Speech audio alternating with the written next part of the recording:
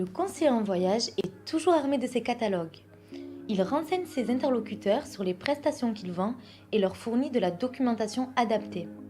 Moi, ce que j'aime dans ce métier, c'est l'échange et le partage. Je fais rêver les gens. Mes clients me disent souvent que je leur apporte ce petit plus dont ils ont besoin dans leur vie. Pour rien au monde, je ne changerai de métier. En plus, avec de l'expérience, l'agent de voyage pourra évoluer vers les postes de responsable d'agence ou de producteur de voyage. Il peut aussi s'orienter vers le métier de forfaitiste.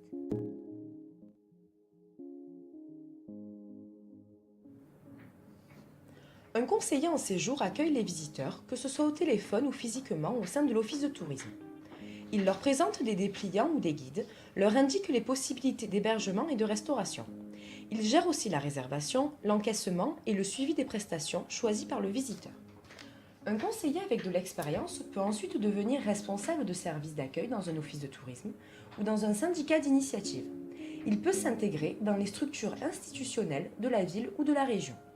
En tant que conseillère, tous les jours je découvre quelque chose de nouveau et je fais donc face à des situations différentes. De plus, comme les visiteurs sont en vacances, qu'ils voyagent, je me sens aussi en vacances, même si, en soi, je ne le suis pas. Au revoir. Au revoir.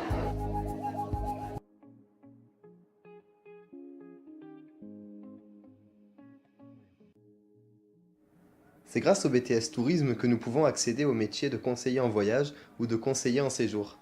Il est possible de faire cette formation en alternance.